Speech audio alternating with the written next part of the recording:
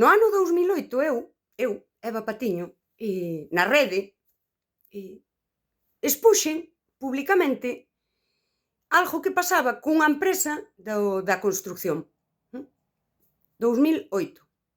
Xusto antes de que rebentase a crise, eu traballaba en cousas e expúxeno.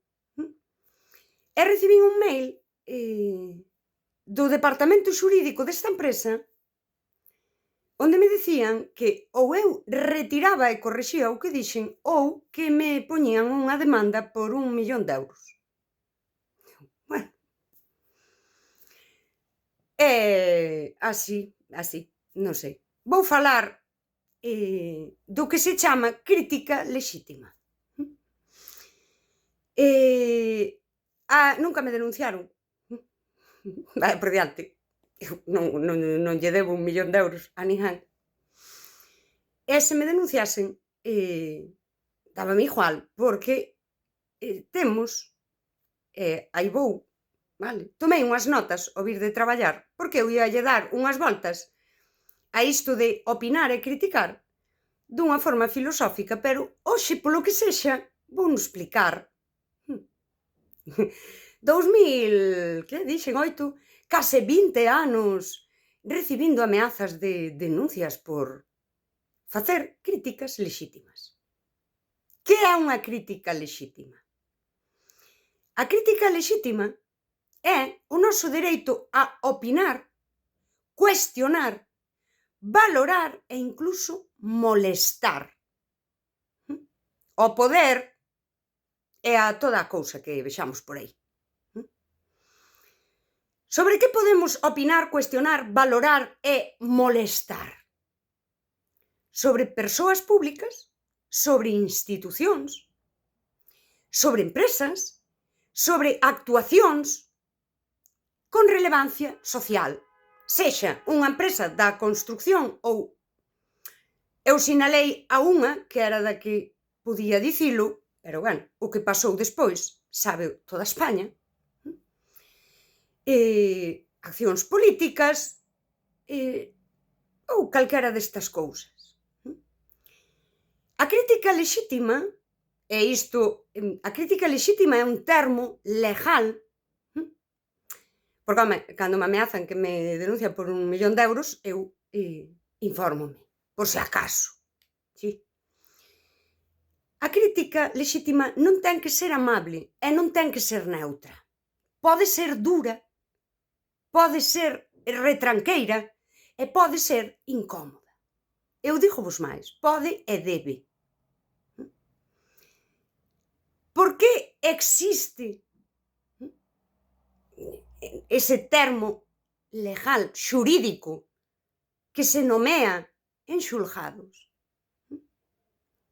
Existe para protexernos.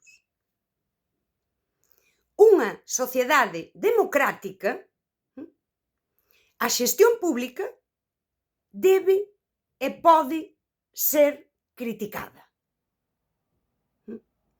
Quen participa no espazo público está exposto a valoracións. Eu tamén. Os tribunais dicían no 2008 e dino agora tamén, entre tanto non se nos quiten 2 dereitos fundamentais, que é o que vou ir. Quen ten proxección pública debe soportar un maior nivel de crítica. Eu tamén. Cargos públicos, os proxectos financiados con diñeiro público, artistas, empresarios, creadores en xeral, que teñan presenza pública, os tribunais din que deben soportar un maior nivel de crítica. Por qué? Para protexer a poboación nunha sociedade democrática. Eu uso sempre o meu dereito á crítica lexítima. E creo, ademais, que é responsabilidade ética, é un deber moral. o que dicía no vídeo anterior, que me dá igual que leven unha jaibota, un carabel ou unha estreleira. Eu, entre tanto isto sexa unha democracia, uso a crítica lexítima, porque podo e porque ademais creo que debo facelo. Os límites están, e isto é importante, porque eu isto sei, non? Non insultar sen contido. Non podes dicir, ese é un inútil. Afirmar feitos graves que sexan falsos. Graves. Non val que ti entendeches mal unha cousa e isto, por exemplo. Nin atacar aspectos da vida privada das persoas. Se son irrelevantes. Porque se son relevantes, isto vímolo moitas veces na política, tamén é crítica lexítima. É o que é unha democracia, va. Que é o que está protexido pola crítica lexítima? Pois a crítica que eu fago ao ensino. Eu critico o ensino. Critico uns profes de Pontevedra que saen aí dicindo merda da rapazada. Iso é unha crítica lexítima. Os profesores, para que vexamos, sí, cando critican ao conselleiro, iso é unha crítica lexítima. Se a Román non lle gusta, pois ten que apandar. Por iso se metiu á política. Se o critican hoxe e mañá e pasado mañá e o mes que ven, iso non é acoso. Sigue sendo crítica lexítima. Se o critican cada vez que sal no Twitter facendo unha cousa, iso é crítica lexítima. Cando eu critico, que por aí alguén me comenta o dos sindicatos, cando eu critico o sistema sindical, iso é unha crítica lexítima. Bueno, eu creo que se entende, non terei que explicar todas as críticas lexítimas. Cando eu critiquei o que estaba pasando en construción, era unha crítica lexítima. Cando te ameazan con denunciarte, normalmente non teñen intención de facelo, pero ese é outro tema. A retranca, que eu teño aquí anotado, a retranca está protexida como forma de expresión. Sí. Porque non se interpreta literalmente. Cando ti dis parecía un mazaroco, está protexido. É unha forma de expresión. É bonito, a retranca está protexida legalmente. Porque forma parte do estilo comunicativo. É estilo comunicativo. Sí. Non se interpreta literal. Se ti colles agora un vídeo meu que dixen unha cousa aí con retranca e lle plantas a un xuiz, ao mellor dalle risa, porque ao mellor caiolle ben, e non xo acepta. Non o vai ler literal. Por favor, non perdamos a retranca. E aquí entra a microfísica do poder. Cando unha empresa moi grande, que ten departamento xurídico e te pode ameazar, te ameaza a ti, que és unha random de pacotilla, porque eu era random de pacotilla, ainda non me chamaran, pero xa era, está ameázate porque non te quere denunciar, non? Se non faríao. Está como beneficiaria que era de todas estas tranjalladas que había na construción, actúa desde dentro do poder. Porque, claro, aquí entraba o poder. Esas empresas, había subvencións, bueno, cousas, que eu ben sei o que dixen, tampouco non hai que contar o caso inteiro, que era moi largo. E opera desde dentro do poder. E opera protexida. E daquela ameaza a ti. Porque busca a autocensura. Xa non é que estea prohibido que eu diga, mira, eu vin isto, esta empresa está facendo isto e esta atrapallada cos bancos e tal, porque eu sei, porque estou aí, e fago esta crítica, non está prohibido. Pero eles buscan que te autocensures. Diríanos, aí, con Foucault e Bourdieu, podemos chegar a unha cousa que dixo Foucault, que é así: a autocensura é moito máis poderosa que a prohibición legal. Por iso eu digo que hai que falar. Temos que usar a crítica lexítima, ser conscientes de que é o noso dereito.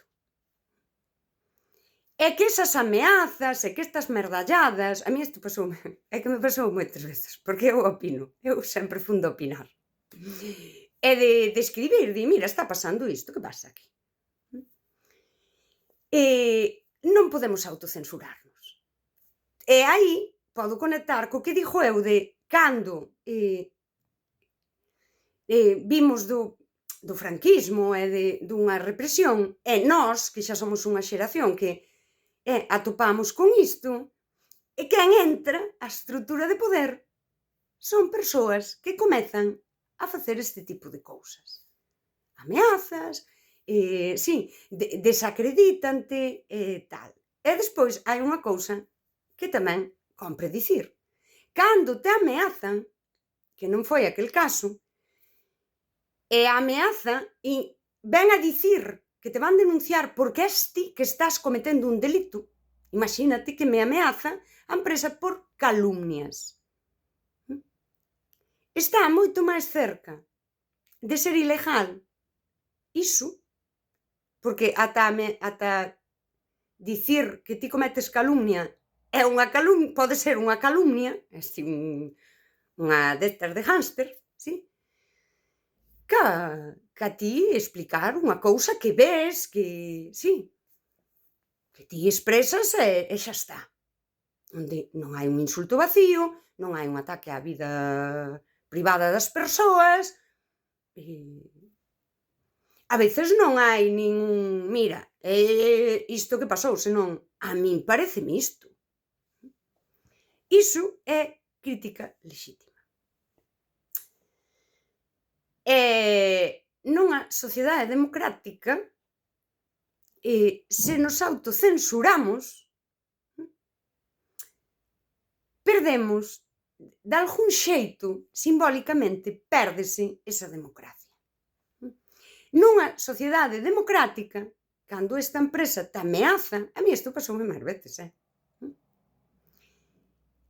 a empresa, naquel caso, e as outras veces que me pasou nos últimos anos, varias veces, son as persoas que están violando de algunha forma os dereitos democráticos, aínda que sexa dunha forma simbólica, que pareza, porque a veces di, é unha cativada. Bueno, hoxe é unha cativada, sabes? E mañá, cá estamos todos autocensurados, pois póñeno por lei, e como xa nos autocensuramos, non imos dicir, mira, é que queremos poder falar. E cando facemos críticas aos temas políticos, o equipo de goberno local, a Xunta, o equipo, ou sexa, o goberno estatal, estamos sendo, para min, unha opinión persoal, electoras responsables, que aparte de ir e votar, ofrecemos esa resistencia, esa crítica, e sinalamos onde nos parece que non se fai de todo ben. Eu votei, si, mais non para que ti agora faga o que queiras. Esta é a miña historia de cando me denunciaron, que me ameazaron de que me denunciaban, e me seguiu pasando sempre. Hai pouco Oliver Laxe dixo que el tiña unha psicoloxía suicida. Oliver Laxe, cando queiras falar de psicoloxía suicida, ou sexa, chámame. Non, chama a profesional. Que me dixeron que me denunciaban por 1 millón de euros, este da construción. Non, se unira máis xente a min, non viña o que veu despois. Pero bueno, ese é outro tema.